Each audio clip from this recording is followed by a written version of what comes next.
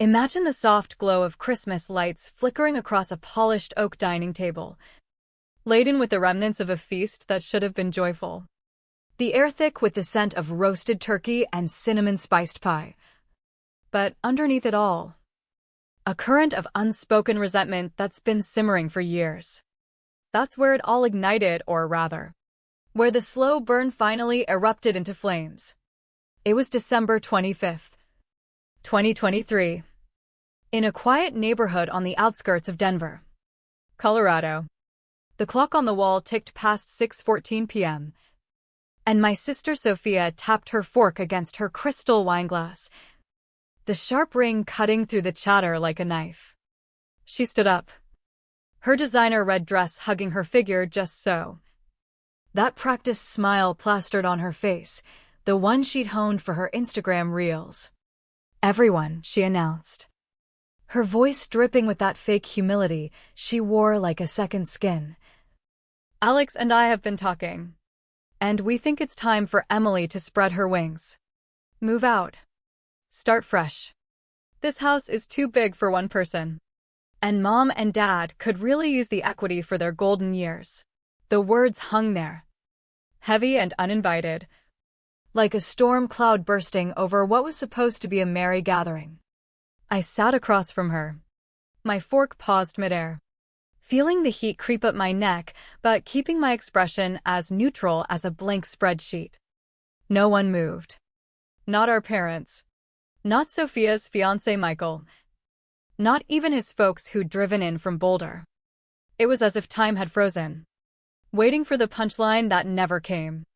But inside me, that was the moment the dam cracked, the years of quiet endurance.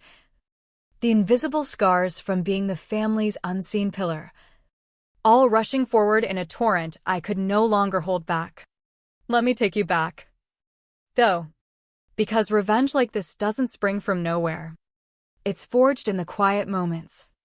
The ones where betrayal seeps in like water through cracked foundations, eroding everything until you're left with nothing but raw determination.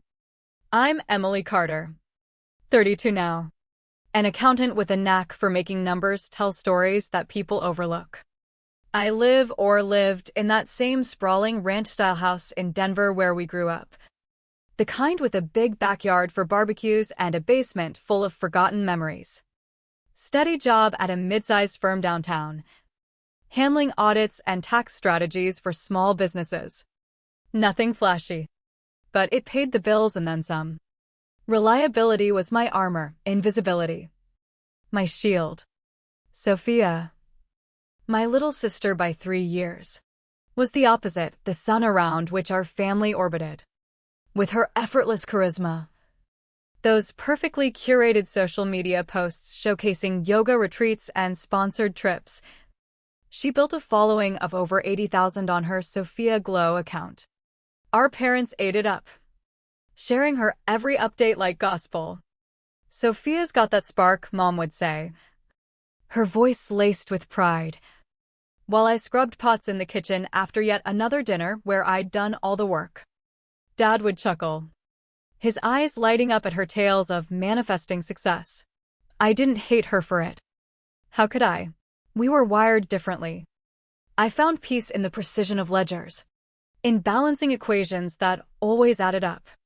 She chased the spotlight, and I let her have it, thinking family meant supporting from the shadows.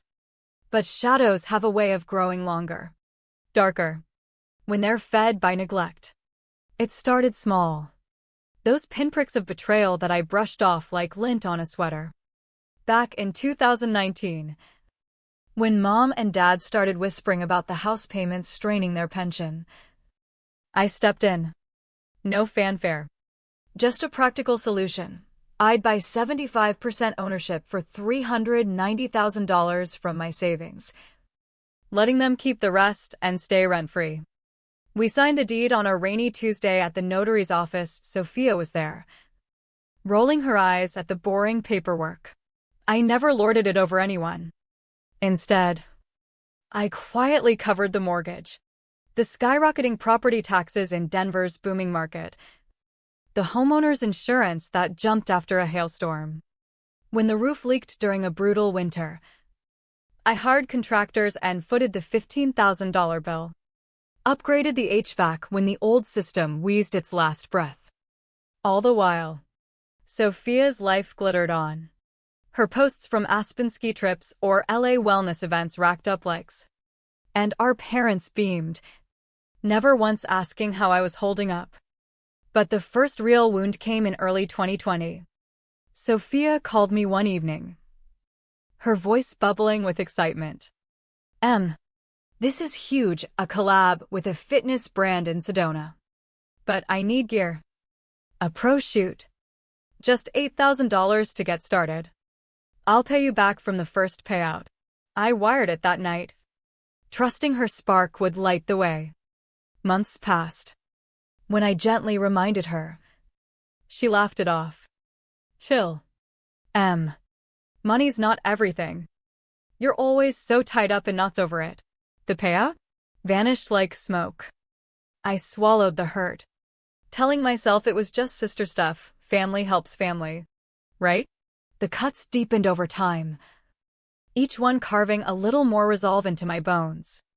By 2021, Sophia had sweet-talked our parents into co-signing her lease on a swanky loft in Lodo, the trendy district full of breweries and street art. She made rent for a couple months. Then the calls started, excuses about slow sponsorships. The landlord hounded mom and dad, threatening their credit score. And they turned to me in a panic. Your father's blood pressure.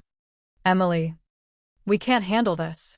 So, I did what I always did, transferred $2,500 monthly for half a year. Anonymously. Through their account. I didn't tell Sophia, didn't want to shame her. But shame? That was building in me. A quiet rage masked by my calm facade. Easter 2022 was the turning point. The day the simmer turned to a boil beneath the surface. The whole clan was out back, under string lights.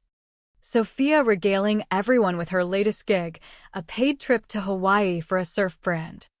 When someone asked about my work, a tricky merger I'd navigated, saving a client from IRS hell, she snorted.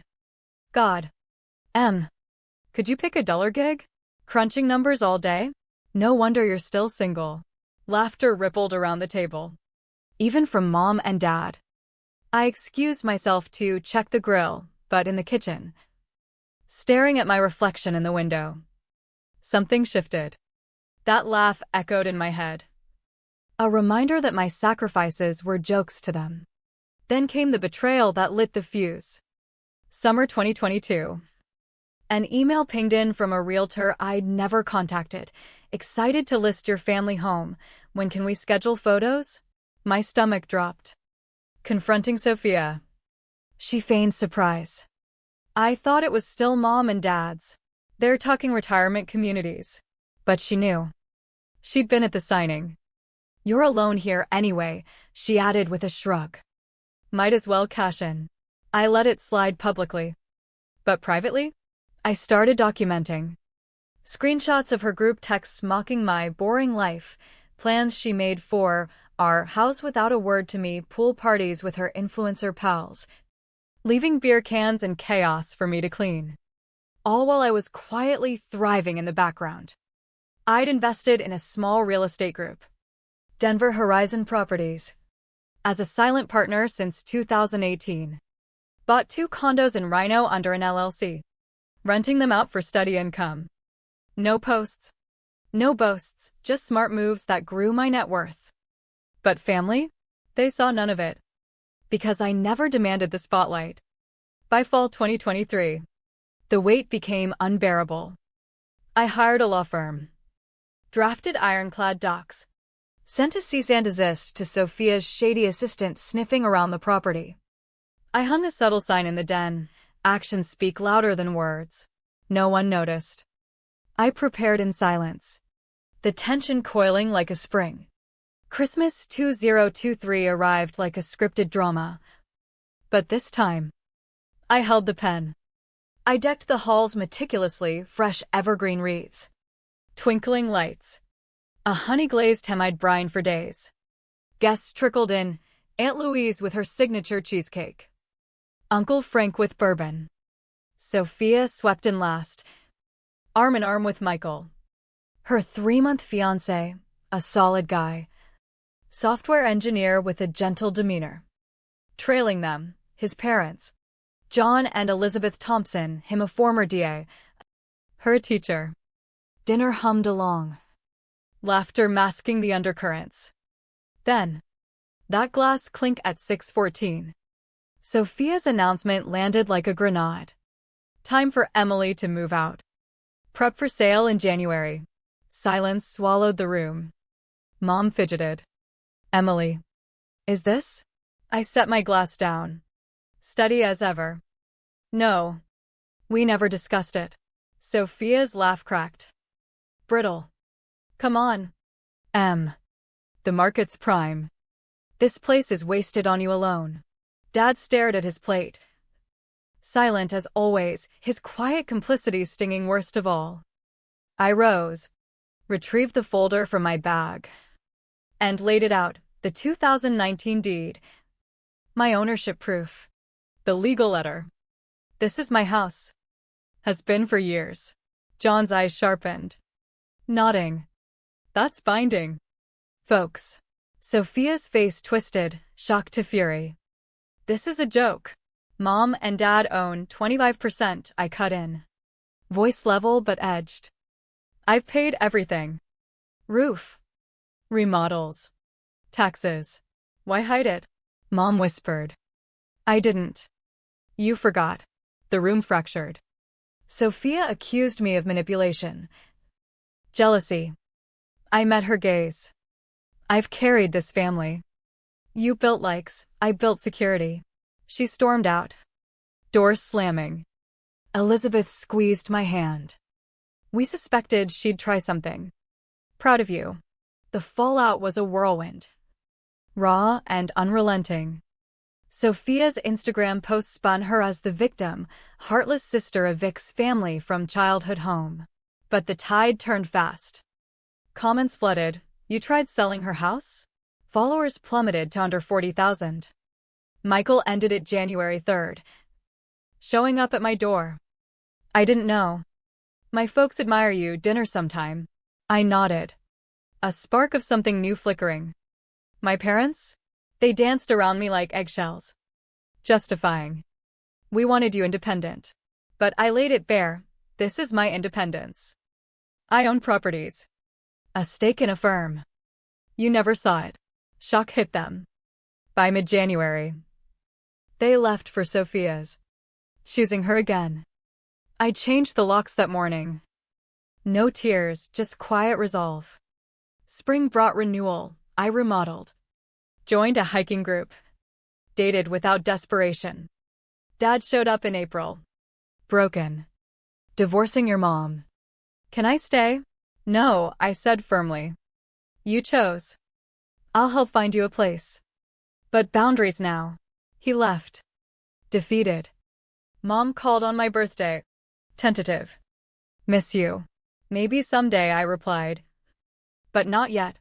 By Christmas 2024, the house pulsed with my chosen circle, colleagues, new friends, the Thompsons, Aunt Louise. Laughter filled the air.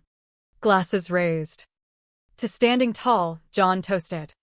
In that warmth, the old wounds scarred over. A testament to the cost of silence broken, betrayal's sting, revenge's quiet blade, and the freedom in claiming what's yours. I was home. Truly. In the life I'd forged from the ashes.